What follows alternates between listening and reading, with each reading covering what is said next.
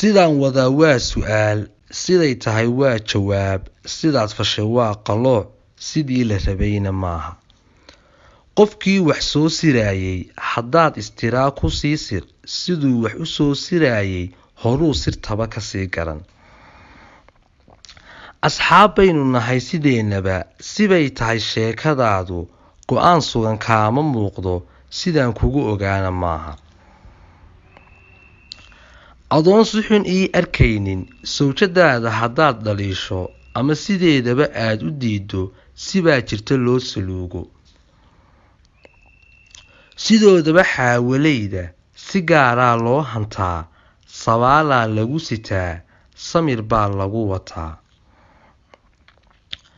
masruufka sidaad u siiso, sariirta habkaad u loosho, adoo hadal san yidhaahda, inaad ixtiraamka siiso, sirteedana aad u dhowrto, inaad fiid soo xarooto, qosol iyo sheeko siiso, sideedaba xifaaltan dayso. hadday dhabeel tahay sideedii, danaha gurigeeda seegin, xaqii sawjkana ku siisay, haddana baahideeda sawrtay, waxay keen tiraana siisay, haddaad maya tiraa sugayso, sidaasaa lagu dhaqdaa. sidii basari dhaliil leh, hadday tintu saqafta weydo, uskag maraduna la socdo, wixii rabi uu ku siiyey, siday tahay haddaad u siiso, markay xamdigeeda seegto,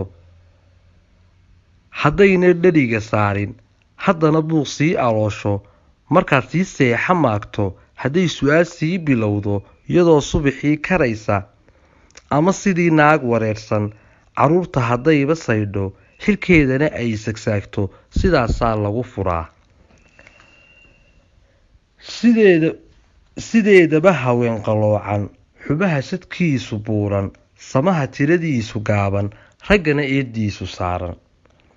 sideedaba haweenka suuban, sasaba waa siday rabaan, samaan waa siday maqlaan, sanqari waa sadkay tabaan.